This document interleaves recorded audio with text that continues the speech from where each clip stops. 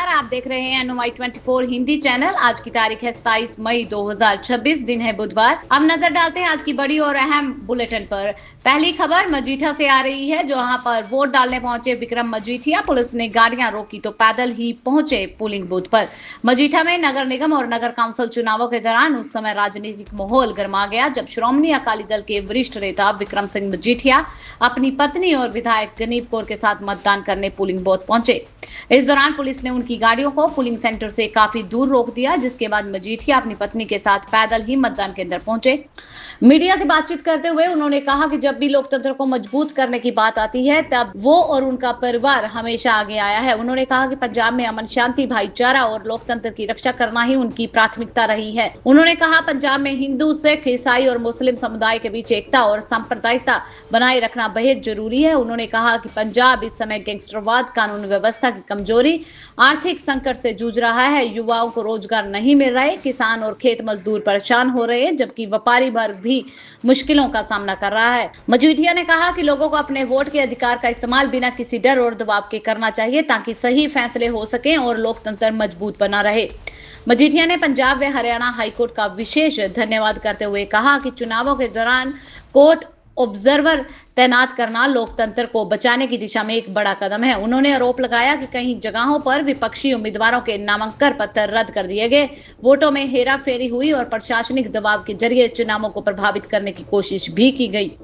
अगली बड़ी खबर तमिलनाडु से आ रही है, जहां पर तमिलनाडु के सीएम सी जोसेफ विजय से मिले अशोक लीलैंड के चेयरमैन अशोक लीलैंड के कार्यकारी अध्यक्ष धीरज जी हिंदुजा ने मंगलवार को चेन्नई के मुख्यमंत्री सचिवालय में तमिलनाडु के मुख्यमंत्री सी जोसेफ विजय से मुलाकात की। राज्य में नए नेतृत्व के कार्यभार संभालने के बाद यह मुलाकात तमिलनाडु के ऑटोमोटिव सेक्टर में निवेश और विकास को बढ़ावा देने की दृष्टि से अहम मानी जा रही है। इस मुलाकात में उन्होंने सीएम जी सी जोसेफ विजय को पुष्प भेंट किए। बढ़ते हैं अगली बड़ी और अहम खबर की तरफ। हरियाणा में अब दौड़ेंगी इलेक्ट्रिक बसें, सोनीपत करनाल रूट भी शामिल है। जानते हैं पूरी खबर। हरियाणा में सार्वजनिक परिवहन व्यवस्था को आधुनिक और पर्यावरण अनुकूल बनाने की दिशा में एक बड़ा कदम उठाते हुए मुख्यमंत्री नायब सिंह सैनी 28 जून को पानीपत से इलेक्ट्रिक बस सेवा शुरू करेंगे। इस दौरान प्रदेश भर के विभिन्न जिलों के लिए करीब 80 इलेक्ट्रिक बसों को हरी झंडी दिखाई जाएगी, जिनमें से 40 बसें अकेले पानीपत डिपो से संचालित होगी। मुख्यमंत्री के आगमन को लेकर डीएसपी सुरेश सैनी के साथ रोडवेज डिपो के तमाम प्रशासनिक अधिकारियों ने इलेक्ट्रिक बस डिपो का निरीक्षण किया। इन बसों के शुरू होने से यात्रियों को भीषण गर्मी में एसी की सुविधा के साथ साथ आरामदायक सफर मिलेगा। वहीं ग्रामीण क्षेत्रों और हजारों छात्र छात्राओं को भी सीधा लाभ पहुंचेगा। जेबीएम कंपनी के इंजीनियर प्रतीक ने बताया कि 28 जून से हरियाणा में कुल 80 इलेक्ट्रिक बसों का संचालन शुरू किया जाएगा। ये बसें पानीपत, सोनीपत, यमुनानगर, अंबाला, करनाल, रोहतक स्थित कई जिलों में चलेंगी। बड़ी खबर ग्वालियर से आ रही है, जहां पर तिगरा डैम में मिले दो दोस्तों के शव। घूमने निकले थे दोनों युवक। ग्वालियर के तिगरा डैम में दो दोस्तों के शव मिले हैं। दोनों युवक 2 दिन पहले घर से घूमने जाने की बात कहकर निकले थे, लेकिन वापस नहीं लौटे। परिजनों ने गुमशुदगी दर्ज करवा दी, जिसके बाद पुलिस ने तलाश शुरू कर दी।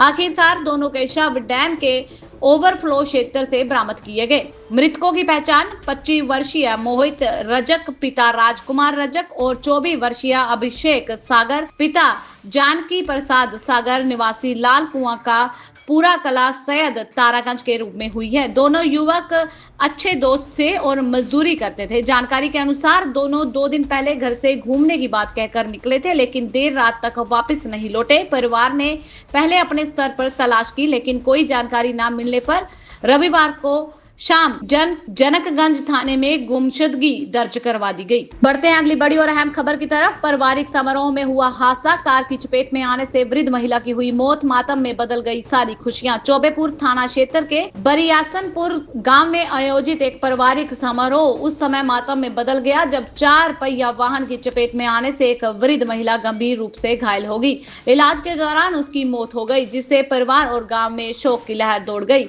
जानकारी के अनुसार शिवपुर थाना क्षेत्र के सरसवा निवासी 70 वर्षीय श्याम प्यारी पत्नी बल्लू रविवार को शाम करीब 5 बजे बिरियासनपुर गांव में आयोजित एक लड़की की छेकाई रस्म में शामिल होने गई थी। समारोह में बड़ी संख्या में लोग मौजूद थे। खुशियों का माहौल बताया जा रहा है। बताया गया कि कार्यक्रम के दौरान वहां खड़ी एक कार की चाबी कुछ लोगों ने चालक से लेकर वाहन चलाना शुरू कर दिया। इसी दौरान कार अचानक अनियंत्रित हो गई और वहां मौजूद श्याम प्यारी को जोरदार टक्कर मार दी। टक्कर इतनी तेज थी कि वह गंभीर रूप से घायल होकर जमीन पर गिर पड़ी। घटना के बाद समारोह में हफड़ा दफड़ी मच गई और मौके पर मौजूद लोग मदद के लिए दौड़ पड़े। जब उसे हॉस्पिटल लेकर जाया गया तो वहां उसकी मौत हो गई। बढ़ते हैं अगली बड़ी और अहम खबर की तरफ। ईरान में अब इंटरनेट पर लगी रोक हटा दी गई। जनवरी से बंद थी डिजिटल लाइफ, अब 87 दिनों के बाद मुट्ठी में होगी दुनिया। ईरानी सरकार ने लंबे समय से चली आ रही अंतर्राष्ट्रीय इंटरनेट प्रतिबंधों को हटाने का एक बड़ा फैसला लिया है। सरकारी प्रवक्ता फातिमे ने मंगलवार को घोषणा की कि राष्ट्रपति मसूद ने अंतर्राष्ट्रीय इंटरनेट पहुंच बहाल करने के आदेश जारी कर दिए हैं। उन्होंने बताया कि इंटरनेट प्रतिबंधों की समीक्षा के गठित विशेष साइबर स्पेस टास्क फोर्स ने सोमवार को अपनी बैठक पूरी की और इंटरनेट सेवा बहाल करने की सिफारिश की। राष्ट्रपति ने इस संबंध में संचार मंत्रालय को आवश्यक निर्देश दे दिए हैं। प्रवक्ता ने कहा कि हमें उम्मीद है कि आने वाले कुछ दिनों में हम लोगों को उनका यह मौलिक अधिकार वापस दिलाने में सफल होंगे। उन्होंने सेक्रेट डिफेंस म्यूजियम के बगीचे में आयोजित प्रेस कॉन्फ्रेंस के दौरान जोर देकर कहा कि सरकार इंटरनेट प्रतिबंधों से जुड़ी सभी चिंताओं को दूर करने के लिए गंभीर कदम उठा रही है। उन्होंने कहा कि पूरी सरकार की प्रतिबद्धता दोहराई और कहा कि इंटरनेट पर लगे प्रतिबंध, अन्याय और भेदभाव को पूरी तरह से समाप्त किया जाएगा। अब बात करते हैं तमिलनाडु के मुख्यमंत्री सी जोसेफ की। तमिलनाडु के मुख्यमंत्री सीएम थलापति विजय पहली बार आ रहे हैं दिल्ली। पीएम नरेंद्र मोदी के साथ राहुल और सोनिया गांधी के साथ करेंगे वो मीटिंग। तमिलनाडु के मुख्यमंत्री सी जोसेफ विजय उर्फ थलापति विजय पद संभालने के बाद पहली बार बुधवार को नई दिल्ली आएंगे। सूत्रों का कहना है कि इस दिल्ली दौरे में वे प्रधानमंत्री नरेंद्र मोदी से मिल सकते हैं। हालांकि ये भी जानकारी मिली है कि विजय लोकसभा में नेता प्रतिपक्ष राहुल गांधी और कांग्रेस के वरिष्ठ नेता सोनिया गांधी से भी मिलेंगे। सूत्रों का कहना है कि थलापति विजय बुधवार को सुबह चेन्नई से निकलेंगे। होम सेक्रेटरी समेत राज्य के सीनियर अधिकारी मुख्यमंत्री के नेशनल कैपिटल विजिट के इंतजाम की देखरेख करेंगे। कहा जा रहा है कि विजय के लिए दिल्ली में पीएम नरेंद्र मोदी से बातचीत की टाइमिंग फिक्स की जा चुकी है। तमिलनाडु के मुख्यमंत्री के इस दौरे के दौरान कांग्रेस के सीनियर नेताओं सोनिया गांधी और राहुल गांधी से भी मिलने की संभावना है। बढ़ते हैं अगली बड़ी और अहम खबर की तरफ, जो कि केरल से आ रही है। कांग्रेस के नए CM VD. Satheesan PM Narendra Modi से मिलने पहुंचे। सौंप दी डिमांड की लिस्ट, जानो उन्हें क्या क्या तोहफा मिला। केरल के मुख्यमंत्री वी.डी. सतीशन ने मंगलवार 26 मई को प्रधानमंत्री नरेंद्र मोदी से मीटिंग की। इस दौरान दोनों नेताओं के बीच केरल से जुड़े कई अहम मुद्दों पर चर्चा हुई। मुख्यमंत्री वी.डी. सतीशन ने इस मुलाकात की जानकारी सोशल मीडिया प्लेटफॉर्म एक्स पर यानी कि ट्विटर पर साझा की है। उन्होंने अपनी पोस्ट में लिखा कि उन्होंने प्रधानमंत्री नरेंद्र मोदी से मुलाकात करके केरल से जुड़े अलग अलग मुद्दों पर चर्चा की। उन्होंने कहा कि राज्य के भविष्य के विकास को ध्यान में रखते हुए केंद्र सरकार से हर तरह की मदद और सहयोग देने का अनुरोध किया गया। मुख्यमंत्री ने प्रधानमंत्री से केरल के विकास कार्यों, राज्य की जरूरतों को लेकर समर्थन मांगा।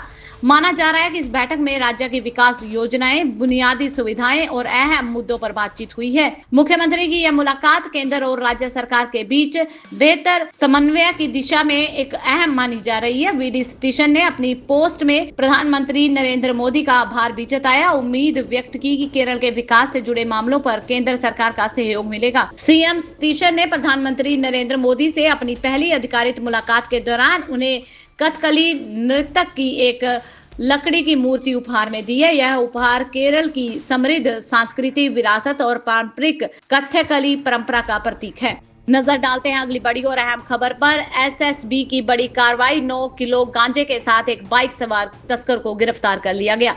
एसएसबी 44वीं वाहिनी की सी समवाय की टीम ने स्थानीय पुलिस के साथ मिलकर सीमा स्तंभ संख्या 431/2 बिराची गांव के पास से एक बड़ी कार्रवाई की है। संयुक्त गश्त के दौरान मंगलवार की सुबह करीब 8:30 बजे के आसपास नेपाल से मोटरसाइकिल द्वारा भारत आ रहे एक संदिग्ध को रोका गया। तलाशी लेने पर उसके पास से 9 किलोग्राम गांजा बरामद किया गया।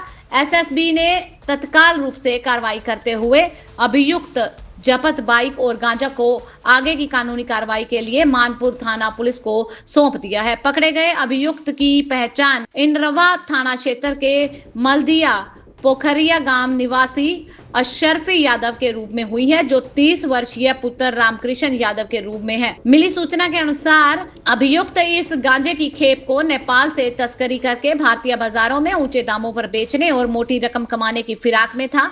एसएसबी और पुलिस की इस तत्काल कार्रवाई से सीमावर्ती क्षेत्रों के नशा तस्करों के बीच हड़कंप मचा हुआ है। संयुक्त टीम में एसएसबी के आरशी संजय कुमार दत्ता और स्थानीय पुलिस के बल के जवान शामिल रहे।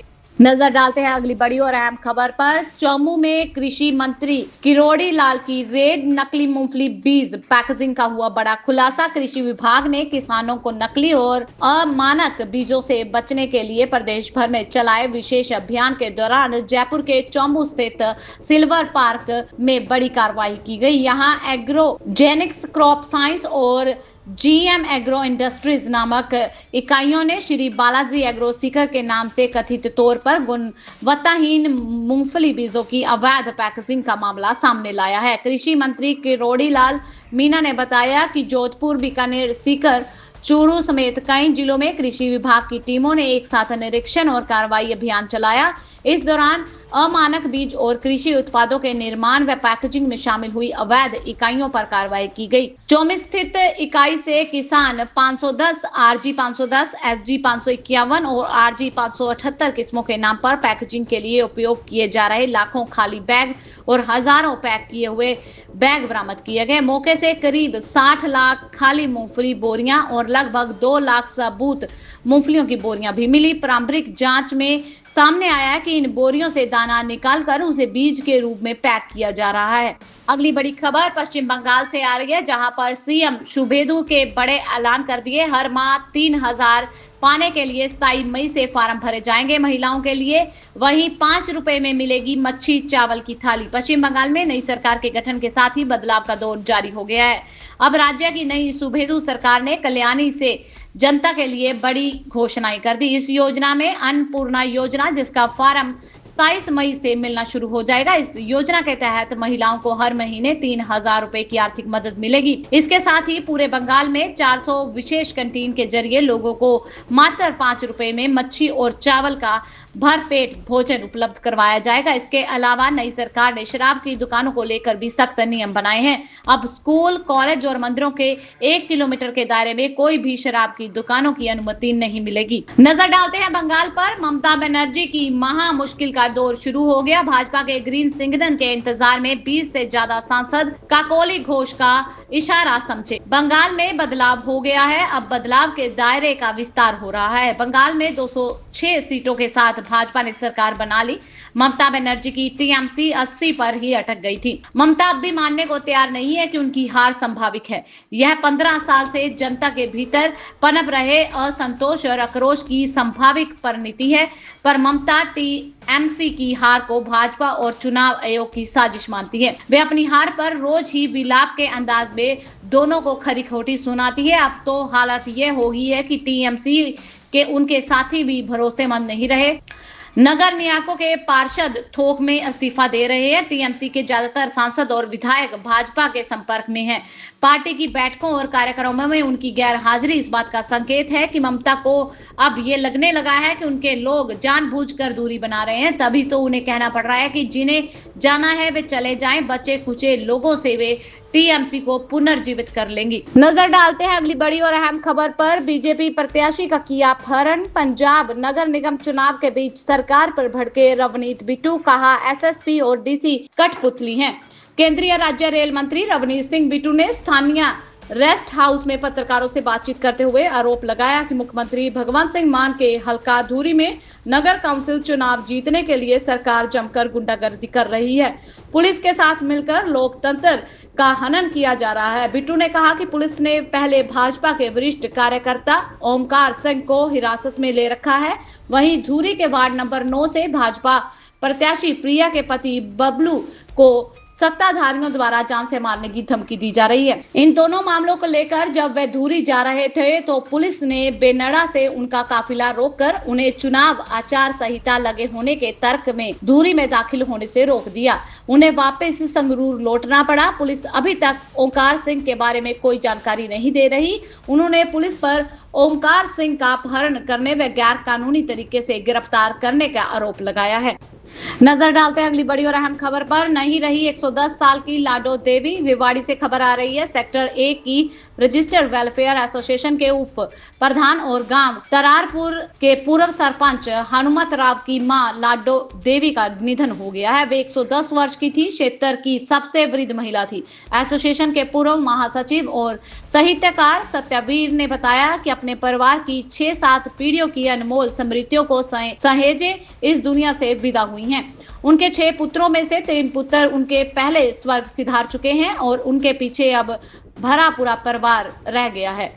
अगली बड़ी खबर पन्ना से आ रही है, जहां पर हुआ बड़ा हादसा। निर्माणाधीन कुआं धंसा, 5 मजदूरों की मौत हो गई। पन्ना के अजयगढ़ जनपद अंतर्गत ग्राम बिहीरपुरवा में खेत में एक कुएं की खुदाई के दौरान बड़ा हादसा हो गया। 5 मजदूरों की मौत हो गई। बिन्नू अहिरवार के खेत के पिछले करीब 10 दिनों से 7 मजदूर कुएं की खुदाई कर रहे थे। मंगलवार सुबह करीब 11 बजे अचानक मिट्टी धंसने से पूरा घटनाक्रम मातम में बदल गया। पन्ना जिले के जनसंपर्क अधिकारी ने एक्स पर जानकारी दी है। उन्होंने बताया कि अजयगढ़ विकास खंड के ग्राम पंचायत बिहीरपुरवा में मंगलवार को ग्राम पंचायत द्वारा निर्माणाधीन कुआं की मिट्टी धंसने से दुर्भाग्यपूर्ण घटना में 5 व्यक्तियों की मृत्यु हो गई।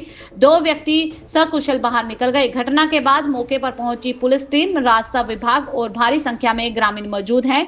राहत व बचाव कार्य लगातार जारी है, लेकिन इस दर्दनाक हादसे में कई गंभीर सवाल खड़े हो रहे हैं। स्थानीय जानकारी के अनुसार जिस स्थान पर कुएं की खुदाई हो रही थी वहां की मिट्टी भूरी और कमजोर थी। तकनीकी नजरिए से देखा जाए तो ऐसे स्थान पर गहराई खुदाई करना हादसे को न्योता देना जैसा माना जा रहा है। आखिरकार वही हुआ जिसमें 5 लोगों की मौत हो गई। ये थी अब तक की मुख्य और बड़ी खबरें। ऐसी और खबरें देखने के लिए चैनल को सब्सक्राइब कर ले, बेल आइकन को प्रेस कर ले ताकि आपसे आने वाली खबरें मिस ना हो। मिलते हैं अगली वीडियो में। तब तक के लिए आप खुश रहें, सुरक्षित रहें। हम यही दुआ करते हैं। धन्यवाद।